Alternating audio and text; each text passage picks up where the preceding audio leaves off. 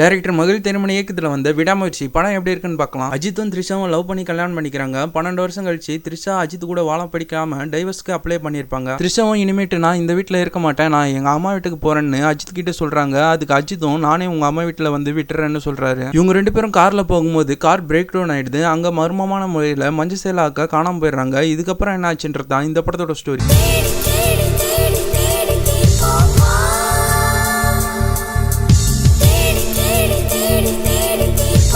எனக்கு இந்த படம் டீசெண்டாக இருந்தது. அஜித் தான் இந்த படத்தோட முழு பலமே. அவரோட பெர்ஃபார்மன்ஸும் அல்டிமேட்டாக இருந்தது. வழக்கமாக அஜித் படங்கள்ல மாசான இன்ட்ரோல் பிளாக் இருக்கும். ஆனால் இந்த விடாமுயற்சியில் ரெண்டுமே சிம்பிளாக தான் இருந்தது. படத்தோட ஃபர்ஸ்ட் 30 மினிட்ஸ் கொஞ்சம் ஸ்லோவாக தான் ஸ்டார்ட் ஆகும். அந்த 30 மினிட்ஸ்லேயே பாஸ்ட்டில் நடந்ததையும் ப்ரெசென்ட்டில் நடந்ததையும் நான் நிலையராக காமிச்சிருப்பாங்க. அதுக்கப்புறம் தான் படம் கொஞ்சம் டீசெண்டாக மூவ் ஆகும். ஃபர்ஸ்ட் ஹாஃப் ஃபுல்லாகவே ஃபைட்டே கிடையாது. செகண்ட் ஹாஃப்ல இருந்தால் ஃபைட் ஆரம்பிக்கும். இதில் அர்ஜுனுக்கும் ரெஜினாக்கும் தனியாக ஒரு ஃபைட் சீன் வரும். அந்த ஃபைட் சீன் தேவையில்லாத ஒரு ஆணி போல தான். அர்ஜுன், த்ரிஷா, ரெஜினா